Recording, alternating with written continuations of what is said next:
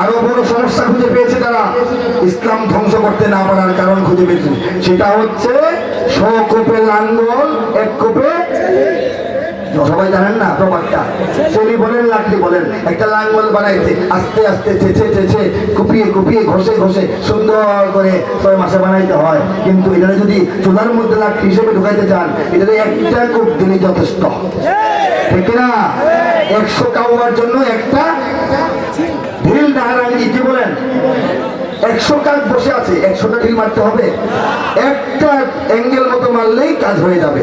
কাজেই ওরা মিডিয়া দিয়া, তাদের সাহিত্য দিয়া, তাদের সংস্কৃতি দিয়া, তাদের বৈশাখ দিয়া, তাদের অনেক রকমের প্রচারণা দিয়া, পাঠ্যপুস্তক পরিবর্তন কইরা তারা সারা বছরে ইসলামকে যদ্দূর দূরে সরায়, যদ্দূর মানুষকে ভুল বোঝায়, 3 মাসের মাহফিলের জোয়ারে সব বেঁচে যায়। কাজেই মাহফিল বন্ধ করতে হবে, তারা ঠিক করেছে। প্রথমে কি করেছে? বলেছে ব্যক্তিবৃন্দ নাস্তিক মোত্তাদের মাহফিলের কারণে আমাদের জাতীয় সংস্কৃতি যাত্রা হাউজি নাচ গান কমে যাচ্ছে, মাহফিল কমিয়ে যাত্রা হাউজির অনুমোদন বেশি দেওয়া দরকার। কিন্তু বাস্তব হয় নাই। আরেকবার চিন্তা করেছে মাহফিলগুলি যাতে কম হয়, এই জন্য খুব কঠিন করবেন, এটা আমাদের শর্ত ছাড়ায়ের, কোথায় করবেন, কে আসবে, নাম ঠিকানা দেন, বাপদাদা ঠিকানা দেন, এত শর্ত ছাড়াই দিতে দিতে এই অনুমতি পাইতে পাইতে মাহফিল হয় না। এই অবস্থা 2-3 বছর গেছে কিনা বলেন? এতে কাজ হয় নাই, বাংলাদেশের মানুষ মাহফিল ছাড়ে নাই। এরপরে কি করবে তারা? 116 জন আলেমের নাম লিস্ট করে ছাড়লো। এই 116 জন আলেম নাকি এই দেশের একদম সব বনাশ করে ফেলতেছে, এরা জাতিকে ধ্বংস করে ফেলতেছে, এরা এই করতেছে সেই করতেছে। 116 জন বক্তা আলেমের নাম লিস্ট হয়েছিল। আপনারা কে কে জেনেছেন হাত তোলেন। আওয়াজ নাই কেন মুখে? আমি তো ভাবতেছি যে অন্য দেশে তাই বাংলাদেশে কাহিনী বলতেছে, ঠিক কিনা বলে? 116 আলেম এক ঘরানার নয়। সবাই তো আমিও চিনি না, আমাদের সবাই চিনি না। এই মনোনয়ন নাম ছিল কিনা? আশরাফি মনোনয়ন না না না, আল্লাহ কবুল করে নাই, দ্বিতীয় বেঁচে। যাই হোক, মাশাআল্লাহ, সাহসী আলেম, মুজাহিদ আলেম, আল্লাহ কবুল করুন। 116 আলেমের নাম দিছে, যাদের মধ্যে নিজেদের মধ্যে অনেক দূরত্ব না, বিভিন্ন লাইনের বিভিন্ন তরিকার আলেম।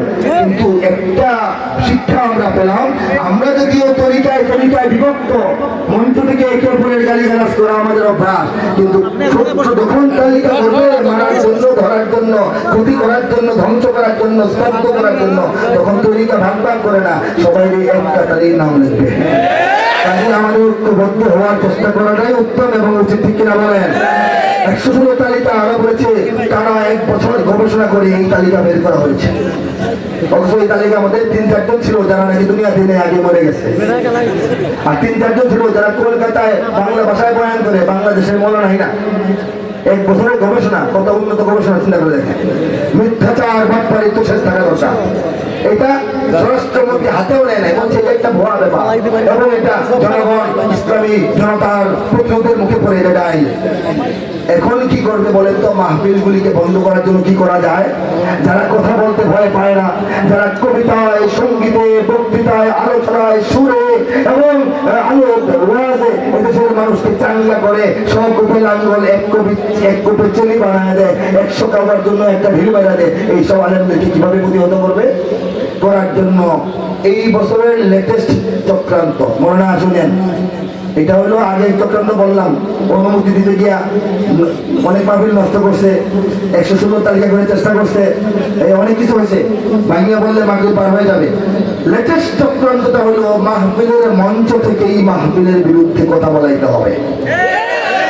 কিছু নিম্ন মৌলবী, হ্যাঁ, কথা বলা হয় না যে অল্প বিদ্যা ভয়ঙ্করী, আটকল অনেক 10 মন, এলএম 10 মন, আটকল 100 নাই, 1 মন এলএমরা 10 মন আটকল বয়ান, 1 মন এলএম দিয়া কাজে লাগাইয়া উপকৃত হওয়ার জন্য, দিন ইসলাম এবং উম্মতকে উপকৃত করার জন্য 1 মন এলএম দিয়া 10 মন আটকল থাকতে হয় মানুষের মাথায়, ঠিক না বলেন?